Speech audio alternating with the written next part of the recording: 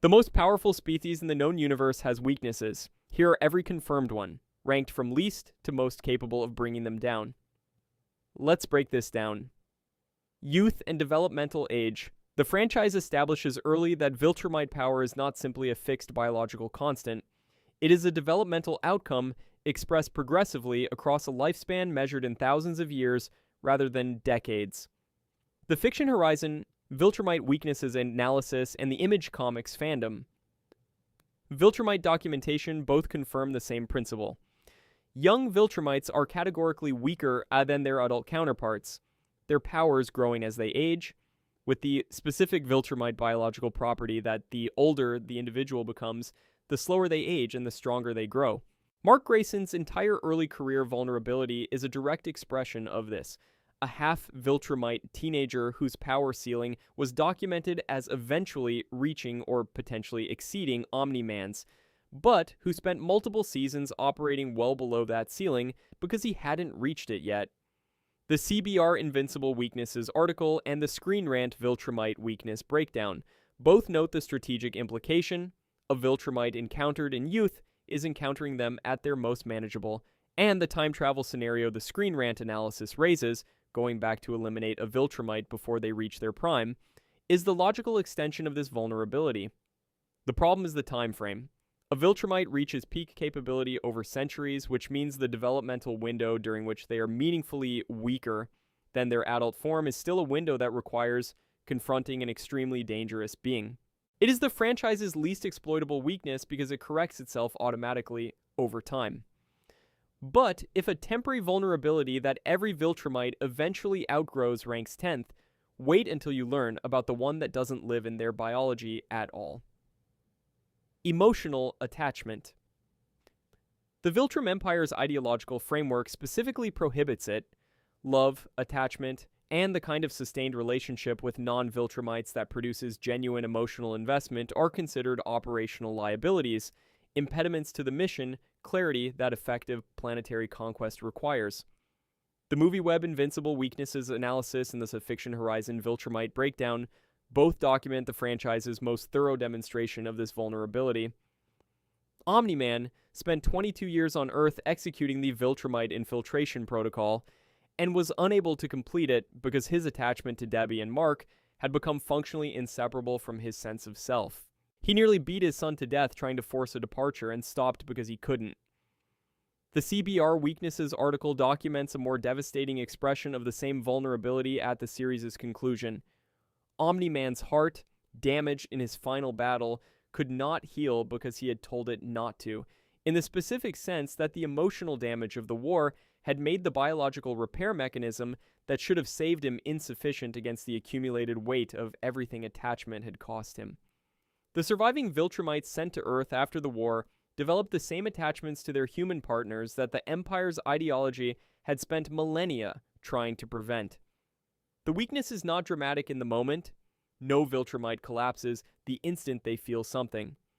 It compounds over years, and then catastrophically fails at the moment it matters most. But if the psychological vulnerability that no technology can engineer away ranks 9th, wait until you learn about the species so dangerous the Viltrumites moved a planet to avoid them. The unnamed extinct species. In Season 4, during Nolan and Alan's survey of potential anti-Viltrumite assets for the Coalition, Omni-Man recalls an alien species he encountered whose specific physical capability constituted what he described as a genuine threat to any Viltrumite. The Phantom Wire weapons ranking and the Screen Rant Viltrumite Weakness Breakdown both document the specific detail that calibrates how seriously the franchise intends this to be taken. The Viltrumites did not attempt to fight this species. They moved an entire planet to avoid direct conflict with it, a logistical undertaking of enormous scale performed specifically because their threat assessment concluded that engagement was not worth the risk. For a species that routinely subjugates civilizations by sending a single member to handle the initial stages of conquest, the decision to relocate a planet rather than fight suggests a threat ceiling that the Viltrumite Empire's strategic planning could not comfortably absorb. The Phantom Wire analysis notes the specific frustration this information produces for the Coalition's war planning. The species is extinct. Whatever biological or technological property made them capable of threatening Viltrumites at a level that warranted planetary relocation rather than combat is gone. The franchise introduces the concept precisely when it would be most strategically useful, and immediately removes it from the equation by confirming it no longer exists. The most effective natural counter to Viltrumite biology that history documented is not available to anyone who needs it. But if the extinct species that terrified the galaxy's apex predators ranks 8th, wait until you learn about the weapon that can pierce what nothing else can. Space Racer's gun. He rides a hoverbike and carries a weapon that has one confirmed capability unique in the entire Invincible universe. It can pierce anything. The Screen Rant Viltrumite weakness ranking and the IMDb weaknesses analysis both document Space Racer as one of the Viltrumite's most feared individual enemies, not because of his own physical capability, which is not Viltrumite tier, but because the gun he carries operates outside the physical parameters that make Viltrumites effectively invulnerable to conventional weapons. The Image Comics fandom wiki confirms the mechanism. His gun can cut through and kill a Viltrumite before their healing factor can compensate for the damage, which means the specific biological system, the accelerated cellular repair that closes wounds faster than they can accumulate, is made irrelevant by the weapon's penetration speed. Viltrumite skin is not the franchise's only indestructible material, but it is the most consequential one to penetrate, and Space Racer's gun does it. The strategic limitation is obvious and significant. This capability is attached to one specific weapon held by one specific individual. The franchise does not document other versions of the weapon, cannot be mass-produced by anyone the Coalition has access to, and requires Space Racer himself to be present and operational. It is the most individually specific counter on this list, devastating in the hands of the right person, completely inaccessible without him. But if the singular weapon that bypasses Viltrumite invulnerability through sheer penetration speed ranks 7th, wait until you learn about the living threat that doesn't need technology at all. Ragnar. They are not strategic, they are not controllable, they are not part of any Coalition weapons program, and they cannot be directed at a target with any reliability. The Screen Rant weaknesses analysis and the Image Comics fandom Viltrumite wiki both document the Ragnar as a species whose specific biological capability, razor-sharp fangs and claws capable of tearing through any substance, including Viltrumite skin, positions them as one of the few natural organisms in the known universe that can damage the galaxy's apex predators in direct physical contact. The Fiction Horizon Viltrumite weaknesses breakdown documents Thragg's response to them as the franchise's most unambiguous evidence of their threat level. The strongest Viltrumite in the species' history ordered other Viltrumites to avoid Ragnar in combat rather than engage. Thragg, the being who fought Invincible in the Sun's corona and continued fighting, assessed Ragnar as a threat worth circumventing rather than confronting. The IMDb Weaknesses article documents Omni-Man's own characterization of them. He encountered them more than once and classified them as a force not to be trifled with, even from his position as one of the most powerful Viltrumites alive.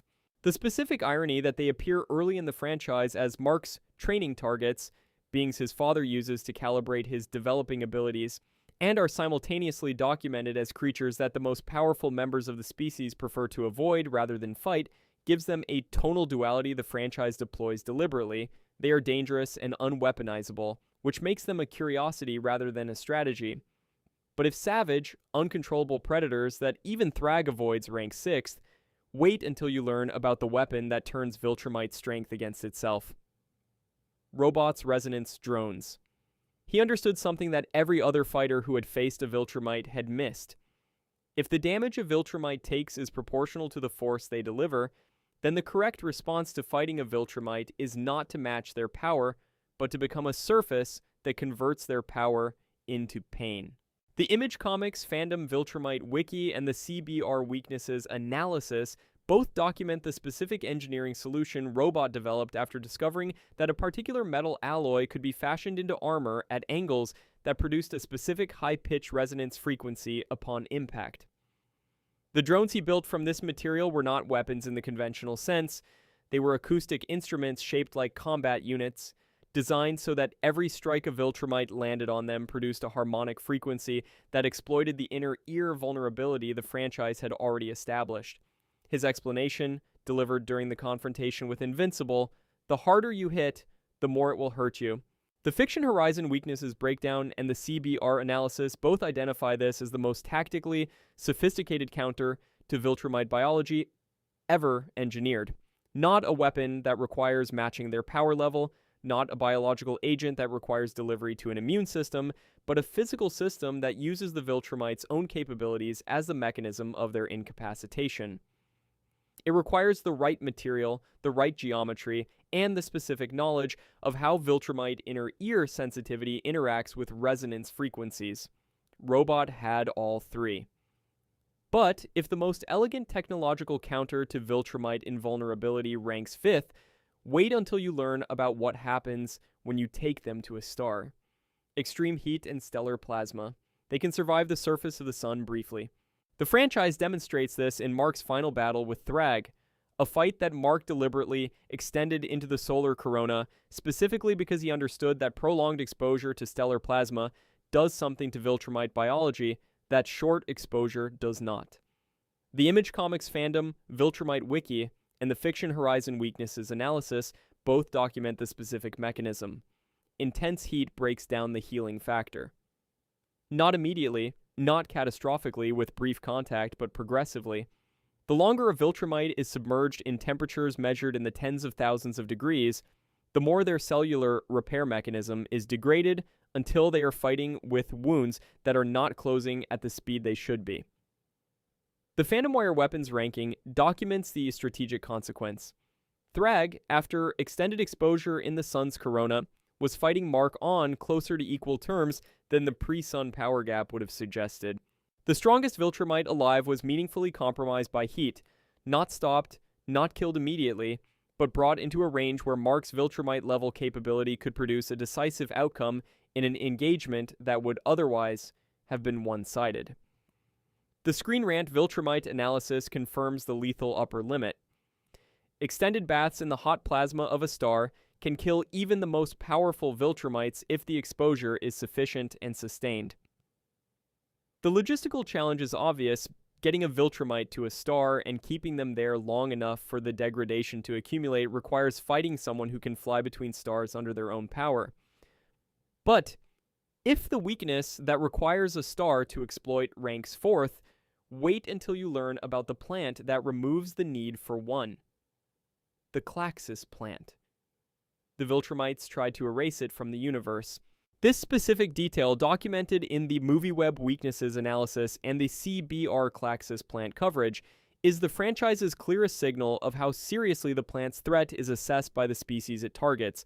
Not a threat they managed or contained or kept under observation, but a biological organism they attempted to comprehensively eliminate from existence by infesting the planet it grew on with Sinlac beetles, capable of consuming it faster than it could reproduce. The reason for that response is documented across multiple sources. The Klaxus plant's poison, when it enters a Viltrumite system, strips them of their superhuman strength, their durability, their invulnerability, reduces them, as the Fiction Horizon analysis states, to approximately human-level capability. A Viltrumite without powers can be killed by a conventional weapon. A being that can normally shrug off explosive munitions and emerge intact becomes vulnerable to anything once the Klaxus poison is active. The Screen Rant Weaknesses ranking and the IMDb analysis both confirm that the coalition of planets recognized this and weaponized it. Omni-Man provided Klaxus plant extracts to coalition forces as part of the anti-Viltrumite arsenal. The strategic elegance is significant. It does not require matching Viltrumite physical capability, does not require specialized engineering, and works on delivery rather than combat outcome. The challenge is access. The Viltrumite's beetle infestation program has made the plant extremely rare, and finding a sufficient supply requires locating something that the most powerful species in the universe has specifically dedicated resources to eliminating. But if the poison that removes every physical advantage of a Viltrumite has ranked 3rd, wait until you learn about the frequency that does the same thing from the outside. High-frequency sound. The inner ear system that allows Viltrumites to fly at speeds that cross interstellar distances, the complex balancing architecture that the VS Battles documentation and the comic Invincible fandom wiki both identify as the biological mechanism enabling their flight capability, is also the system that when disrupted by specific resonance frequencies, produces one of the most immediately debilitating experiences any Viltrumite can encounter. The CBR weaknesses analysis and the Phantom Wire weapons ranking both document the progression of this vulnerability's exploitation across the franchise.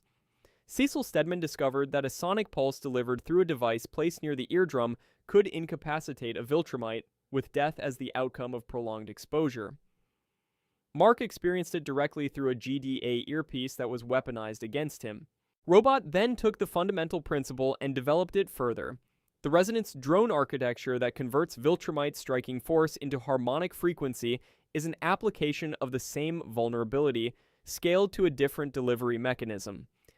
The inner ear weakness is the franchise's most immediately accessible Viltrumite counter because it does not require biological delivery, does not require getting them into a star, and does not require finding a rare alien plant.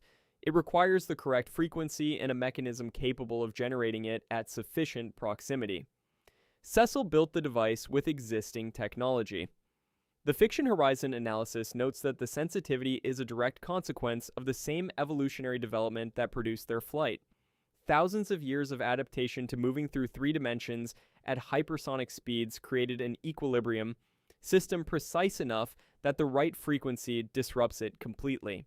But if the exploitable biological byproduct of their greatest mobility advantage ranks second, wait until you learn about the weapon that nearly ended them entirely. The Scourge virus. It killed 99.9% of all Viltrumites who ever lived. The comic Invincible fandom wiki, the Image Comics fandom, Scourge virus documentation, and the CBR weapons analysis all document the same number. Not a majority, not most, but 99.9% of the Viltrumite population killed either directly by the virus or in the period immediately following infection, when their strength and invulnerability were sufficiently diminished that previously manageable threats became lethal. The virus was engineered from Viltrumite blood by Thetis, the rogue Viltrumite who founded the Coalition of Planets, a weapon built from the biology of the species it was designed to eliminate, targeting the specific genetic architecture that made Viltrumites what they were and turning it into the mechanism of their destruction. The first strain worked fast enough that quarantine failed entirely. It spread across the planet of Viltrum before anyone understood what was happening. Those who survived found themselves stripped of the strength and invulnerability that had defined their species. Conquest lost an arm and an eye not to combat, but to the post-infection weakness period, when beings who would normally shrug off those injuries could not. The Image Comics fandom wiki documents the enhanced second strain, a version refined by the Coalition that bypassed most immunities, which infected Mark Grayson and temporarily removed his powers before his royal bloodline, his descent from Argol, produced the specific resistance that allowed him to fight through it. Thetis confirmed a further improved version existed. The Phantom Wire analysis frames the strategic dilemma the virus creates for the Coalition's endgame. The most effective weapon against the Viltrumites is also lethal to every being with Viltrumite DNA, which means deploying it as a final solution requires accepting that Mark, Nolan, and Oliver die with the Empire they have spent the entire franchise fighting.